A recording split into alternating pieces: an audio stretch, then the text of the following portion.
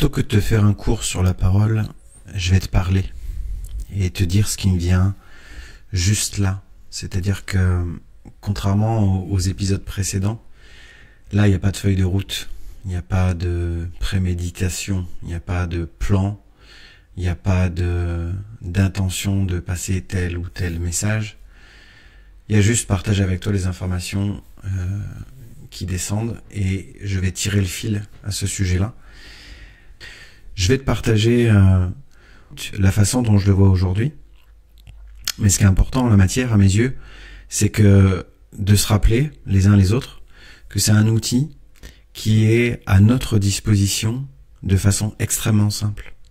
Extrêmement simple. Et peu importe la forme que ça prend. C'est-à-dire que d'emblée, ce qui me vient avec l'exercice de la parole, avec la mise en place de cet outil-là, c'est la capacité à le mettre en place comme bon te semble, à ta façon. Il n'y a pas une façon de faire. Il n'y a pas un protocole particulier, il n'y a pas de mode opératoire, il n'y a pas de cours de parole vibratoire.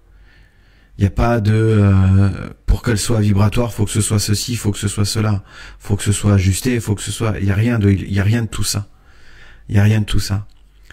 C'est simplement user de tes cordes vocales et t'écouter parler.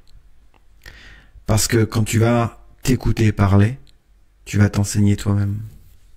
C'est-à-dire que tout de suite après la simplicité vient l'autonomie avec l'exercice de la parole. La caractéristique que je vois aujourd'hui, au bout de la 6e année maintenant que j'ai commencé à prendre la parole publiquement, c'est une capacité qui est accessible à chacun, à savoir celle de s'enseigner soi-même.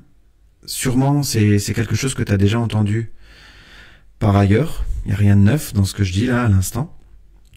Par contre, c'est bon de se le rappeler, parce que jusqu'à présent, tu as peut-être entendu que c'était pas opportun de t'écouter parler, alors que c'est très très opportun de t'écouter parler. C'est parce que tu vas t'écouter parler que tu vas t'enseigner à toi-même de la façon la plus opportune pour toi, de la façon la plus juste pour toi, parce que ce sera à ta façon. Et le problème parfois, c'est que des autorités extérieures, c'est-à-dire soit des personnes, soit des énergies, soit des entités, viennent auprès de toi prendre une posture d'autorité et te dire « fais comme ci, fais comme ça, dis ceci, mais dis pas cela ». La meilleure façon de déjouer ce biais-là, c'est de prendre la parole quand bon te semble, comme bon te semble. Et c'est intéressant, c'est de se poser et d'observer ce qui a été un frein pour toi, qui ont été les ralentisseurs à ces prises de parole-là, qui a été, on pourrait dire, accélérateur de ces prises de parole-là. Moi, je fais partie de ceux-là, c'est-à-dire que dans le privé ou publiquement ou professionnellement, je fais partie de ces personnes qui ont tendance à déployer la parole, à favoriser l'exercice de la parole. Et aujourd'hui, quand je regarde dans le rétroviseur, les années passées à l'apprendre, cette parole-là, et à la partager avec d'autres, surtout moi, dans mon expérience, la particularité, c'est que très tôt, ça a été des prises de parole qui étaient partagées avec d'autres contemporains. J'ai vu le bénéfice pour les personnes avec qui j'étais amené à échanger. Il y avait à chaque fois un bénéfice. Même si le bénéfice, il n'était pas vu, il n'était pas su au départ, à partir du moment où tu franchis le pas, où tu oses prendre cette parole-là, il se passe tout le temps des choses, tout le temps, c'est systématique. Il n'y a jamais eu d'exception à la règle. J'ai jamais eu un retour, on m'a dit, bah écoute, finalement, soit de l'entretien qu'on a eu ensemble, soit de l'épisode de podcast qu'on a réalisé ensemble, il s'est rien passé. Un des bénéfices que je vois dans l'exercice de la parole, c'est le fait de renouer confiance dans ta capacité à l'exercer. Voilà. Et ça, c'est nécessaire au début si cette parole-là, elle a été soit bafouée, soit empêchée, soit ralentie. De ces ralentissements viennent des impressions de pas être en mesure des impressions d'incapacité, des impressions de pas être à la hauteur. Tu sais, on entend souvent parler du syndrome de l'imposteur, en fait, mais qui je suis, en fait, pour prendre cette parole-là. Dans ce qu'on te propose avec Céline, en séance privée, il y a la mise en œuvre de cet outil-là. Quand tu viens nous trouver, il y a 3 étapes qui reviennent systématiquement, qu'on a synthétisées en disant, il y a la première étape où il s'agit d'observer ensemble ton vécu, de regarder là où ça coince, regarder là où il y a les nœuds et de dénouer ensemble.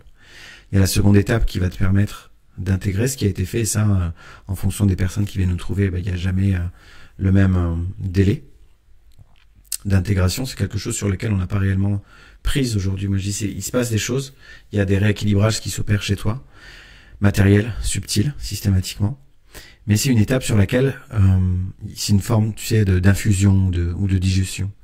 Et il y a la troisième étape qui va te conduire à te repositionner et à agir différemment. Et ce que ça amène systématiquement, c'est une reconnexion, une reconnexion à ta capacité à justement apprendre la parole. Tu vas savoir l'apprendre comme bon te semble et quand bon te semble. Donc pour terminer cet épisode, je t'invite à partager dans les commentaires, dire là où t'en es toi avec l'usage de la parole. Laisse ton commentaire, like, partage. Si tu veux nous contacter pour un échange privé, tu peux le faire et je te remettrai le lien dans la description. Et tu verras justement concrètement comment cette parole vibratoire-là, elle s'exprime. C'est une des caractéristiques de nos accompagnements, c'est pas la seule. Le prochain épisode, il abordera l'aspect subtil. C'est-à-dire qu'on s'en tient pas simplement à une observation de ce qui se passe matériellement. Une des caractéristiques de nos accompagnements se trouve dans l'observation de ce qui se passe subtilement, mais sans aucun, là encore, mode opératoire et façon de faire. La particularité de nos accompagnements, c'est qu'on pourrait dire qu'ils sont différents à chaque fois, et ils vont dépendre de la personne, ils vont dépendre aussi des sujets qu'on va aborder. Voilà. Merci de ton écoute, et à bientôt.